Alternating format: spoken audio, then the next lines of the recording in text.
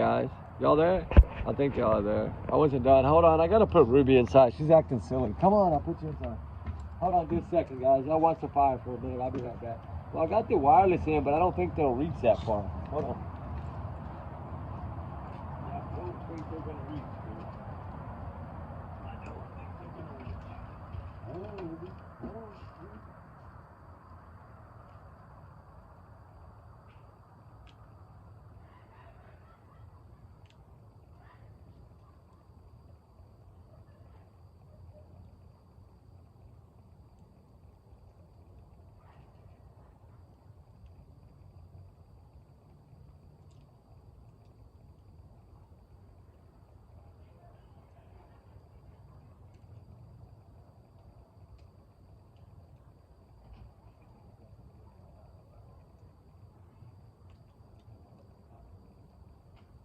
It might have cut you off. I don't know. It did. It didn't. I've never done this, like walk away like that with these on, so I don't know. I hope y'all can hear me. There she goes, barking. As soon as I put her inside. Oh my goodness, dog's barking already. Y'all hear me? I hope y'all can hear me. Sorry about that, guys. I had to put Ruby up. She was acting silly. Y'all doing okay, guys? I hadn't even been inside yet. I was like, I'm gonna do a couple of fire chats real quick, and then I'm gonna go in. But there's something I wanted to go over. Where's it at? Let me find it. We did the Idaho 4 earlier. There was something else I wanted to discuss. I just gotta find it. Where did Summer Wells go? Oh my gosh, Ruby, y'all hear her? I don't know if y'all can hear her. She's loud, and that's a long way away, and she's loud. Anyway, I wanted to read something to y'all on this Summer Wells thing here, but oh, I didn't download it yet. All right, sorry guys. Anyway, we did a Matty Soto one earlier. We did Idaho 4. We did a bunch of Sebastian today, a lot. We were out there searching, and we were just making videos while we were taking breaks, but y'all know how we do. But anyway, I wanted to come on for a little bit and chat a little bit about what's her name, the missing girl in Dominican Republic, Konanki, because something that's really bugged me is that, of course, he's back now, right? He was able to get away, but he has a hearing on the 29th, okay? And 28th of March. And I don't know. I'm trying to find out if he has to appear. Some said, someone I spoke to, I think said it may be via Zoom or something like that. So I don't know. I thought that was supposed to be the passport hearing, but evidently he was able to get a new passport and get out of there. Then he got detained in Puerto Rico because it wasn't stamped and something else didn't match, or the signature or something needed to be done. So I don't know. I don't know exactly everything. I just know that it was a mess, that he got trapped over there and couldn't get out. And I thought, it was probably because he wasn't supposed to leave the DR, but I guess maybe he could leave the DR. I don't know the whole story. I was being told two different things. And like I said, I spoke to that local that worked for a resort that said that everybody said it stinks, that his stories, he's lying, and but that's people's opinions, right? I don't know. I don't live there. I don't work there. This man's been there 25 years, and he said that the way their tides are and their rolling tides and everything, that she would have been on the beach that morning if she would have drowned. And he says this is how it always is here. He even said sharks don't need anybody here and all these things, I don't know. Another one had told me something about a netting system or something. I don't know. I don't know everything. I know it's a private beach. It's a resort. It's fancy. It's expensive. It's it's all inclusive. But the problem is they just serve you as many drinks as you want, and that shouldn't be. That wouldn't fly over here. Them bartenders would be locked up over here. But I still want to know, because is he? Did he really become a lifeguard hero, right? Did he try to do this? Or is this just all a bunch of BS? Because when your stories don't match and they're not consistent, I mean, I've never seen anyone hold a witness for 12 days. Never have I seen that. And he's got a face kind of like, not so like I'm arrogant and cocky kind of face, right? And we know that it's more or less, this was that resort that they were staying at, right? And that's that beautiful water back there. So what's getting me is the local saying that the military people guard the beach at night. They patrol the beach. And if somebody would have screamed for help, they would have heard them, right? This is what was said. So I'm really wondering, because remember he said he screamed out, but nobody came to help them. But according to the local, they would have been heard if they'd have screamed. They didn't hear anybody. And I'm wondering if that 450 sighting of them two standing by the water's edge was one of those guards that saw them when they were walking by making their rounds. I'm wondering that. I don't know for sure, but I am wondering that. And so I guess maybe whatever's going to break's going to break, right? It'll come out eventually. And then we'll be able to discuss it. Because right now there's not much but some grieving parents that don't know where their daughter is. And that I can't imagine. That they got to be losing their mind. All this time has gone by. And I just can't help but to think about, this is just a heartbreaking story.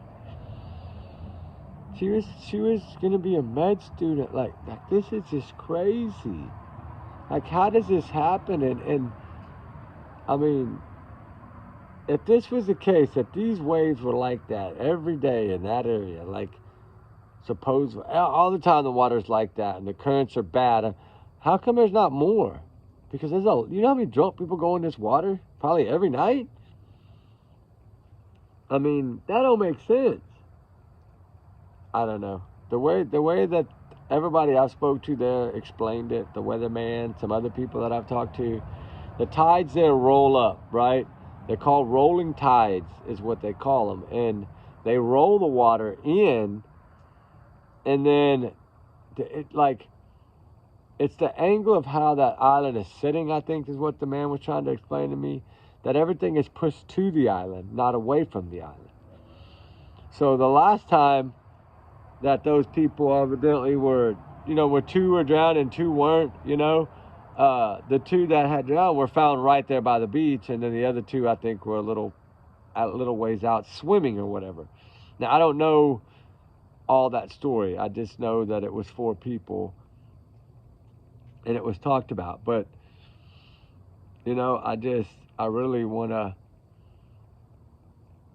I just want to know. I want to know, if she was in that water, according to everyone that lives on that island, she would have been found. And that's scary because even Raleigh Strand, and I was in a river, and that water was not clear at all. This water is at least crystal clear in some areas, most areas. And I don't know, it's not adding up, right? It doesn't add up to me either. I've always smelt foul play from the start, and I could be wrong, and I probably am wrong, but it just doesn't seem right that she's fine 1 minute. Now, if it wouldn't have been for the arm around her, pulling her, taking the photos, like,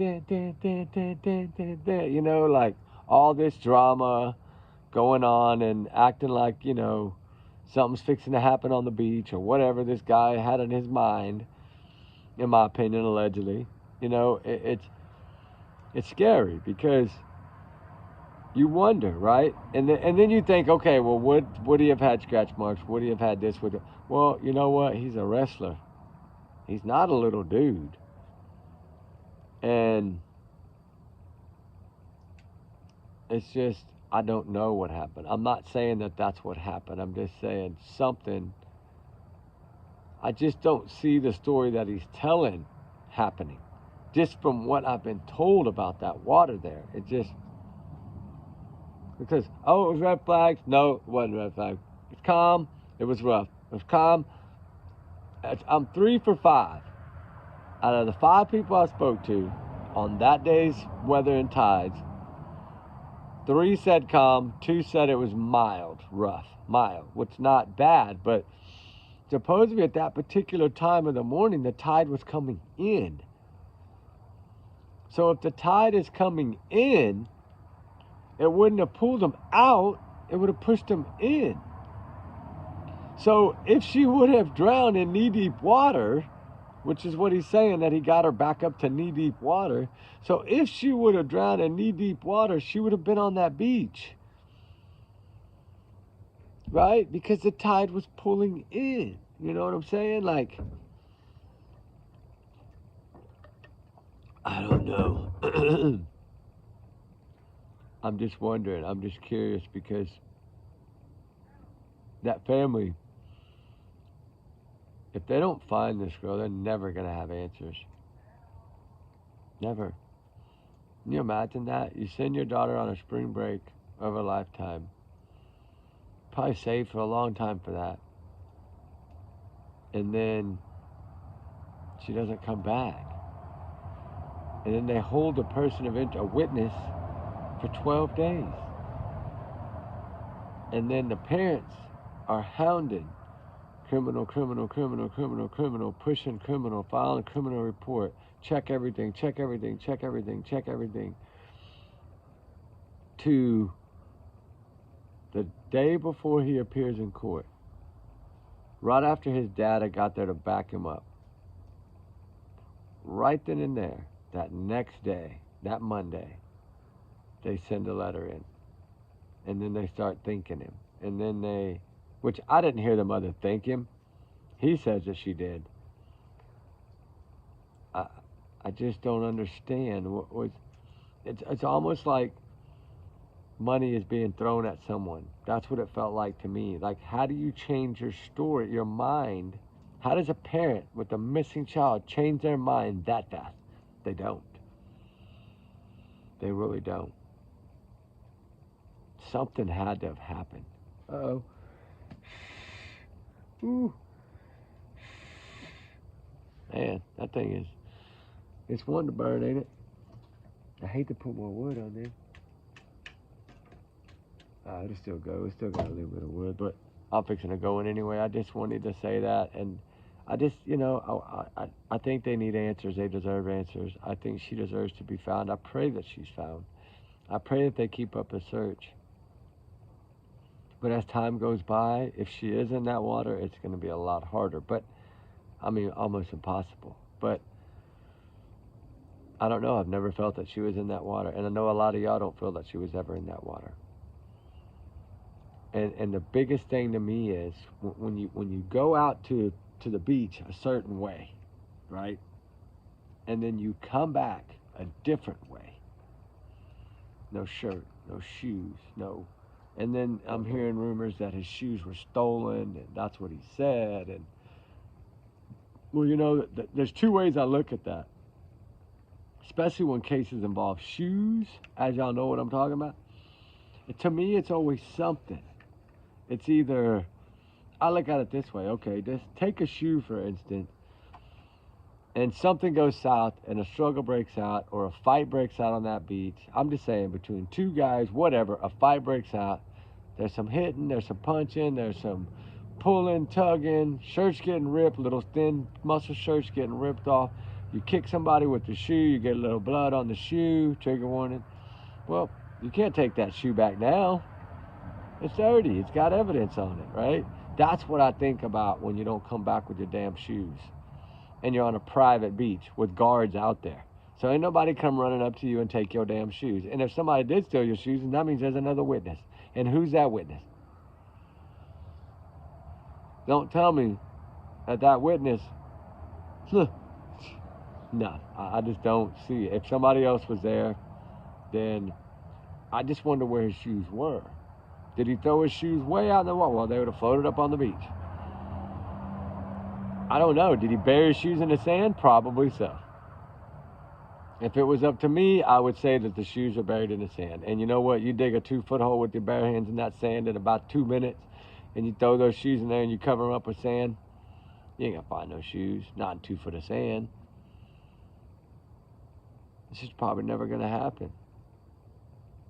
And that's the thing. The shirt and shoes, like, you know, if it had been a full-size shirt where it wouldn't have just ripped if somebody pulled on it, then I would say, yeah, he should have came back with a shirt. But being that little thin muscle shirt cut down, that tells me that that was, you know, like a handkerchief, basically, you know? That could be easily torn if somebody grabbed your shirt and pulled on it. And then, of course, you throw your shirt away. Of course you throw all that away. I hope they checked all the dumpsters around that area. I'm still wanting to know about this phone ping or something on the 0.7 of a mile from that resort and some other things. I don't know if they're holding that or what, but all the locals over there think this boy is guilty. They're all saying she would be on the beach. She would have been on the beach. She would have been on the beach. That's what they're all saying. Everyone that I spoke to is saying it stinks. That's what they say. This stinks. This story stinks. It's not adding up. And the thing about it is it got so big that everybody that worked for that resort knew what was going on. They were out there searching for this girl. Pretty much every employee was out there searching. Everybody they could get was searching. And it's just a small stretch where she was. So it's not that much to search, right? 300 people that are walking miles down a beach because, why? Because he had like, what, 5 hours? 4:50 to 9:50, 5 a.m. 4 hours, 5 hours he had. That's a long time. And he didn't look like he had been asleep to me. He was still staggering. So he did not look asleep like he had been passed out on a beach somewhere. No. It looked like he had been walking for a long time. That's what it looked like to me. Like he had literally been walking for a while, right? That's exactly what it looked like to me. But who am I, right? I'm just me. Oh, these leaves keep falling on my head. As I'm talking to y'all, these leaves keep falling. Anyway, guys, justice for Konanki, you know, 20-year-old missing college student, med student, I should say, did not deserve, she deserves answers and truth and to be found at least, if anything. So I hope they continue to search, which they said they are. They've ramped it up. I think they're going to push this search to at least the 28th of that court hearing because that's like the last straw for them if they want to try to do any charges at all. You know, he's innocent until proven guilty, of course. Hell, he's not even a witness anymore. Well, he's a witness, but he's not a suspect or anything. So he's never been even looked at as a criminal. At least they're saying that. But they held him for a long time, so that tells me something. They confiscated his passport. That tells me something. He got tagged and flagged and put in customs at Puerto Rico airport. That tells me something. So, I don't know. Something is not right. And I think they have what they think exactly happened, but they can't prove it. And that's what's getting them, is without her, it's going to be hard to prove what they're thinking. So that's why I say, pray to God they find him. Of course, he's innocent until proven guilty in the court of law. I've never seen a witness charge before, so now if he was a suspect, that'd have been different. But of course, we were told person of interest, but evidently that wasn't it. It was just witness. I don't know. Sometimes these things get blown out of proportion. They do. And I get it, right? But we're not the ones that started that part. That was put out on Fox News, I believe, first, right? I believe it was the Fox News. One of those stations put out the person of interest. And then everybody ran with it.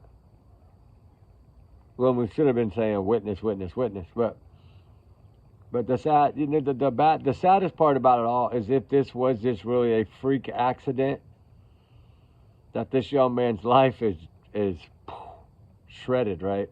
Like, he's going to be looked at 50-50. His little hometown community, of course, they're going to support this child, but people at that college he's going to, they're going to be looking at him sideways. And it's just gonna how it works when something like this happens. When you're a part of something this big, and they held you for this many days, don't think the way we feel. Imagine a lot of people feel that way. Millions probably that have seen this feel that way.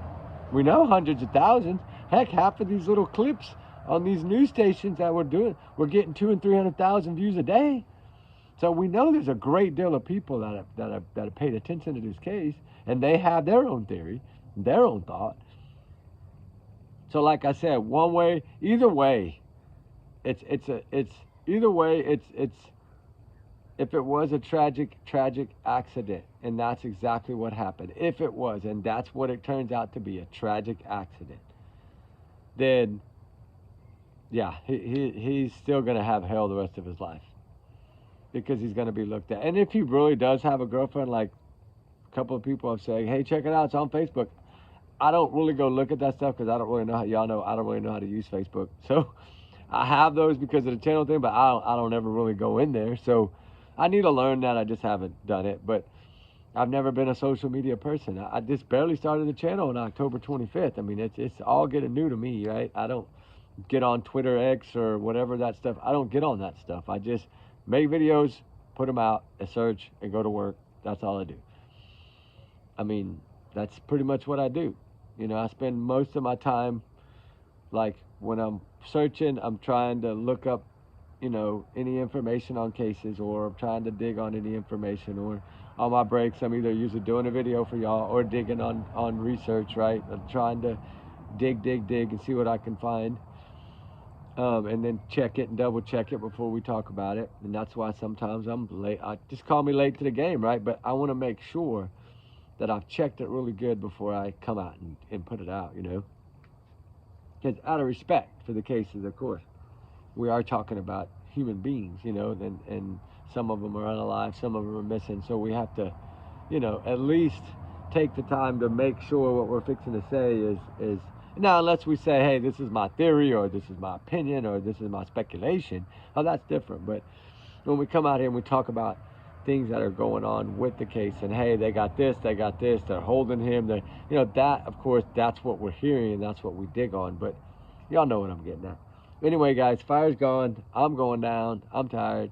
Y'all have a good night. Justice for Konanki. Prayers that she's found. Keep her in our thoughts. Keep her in our prayers. I pray to God for this family that they get answers.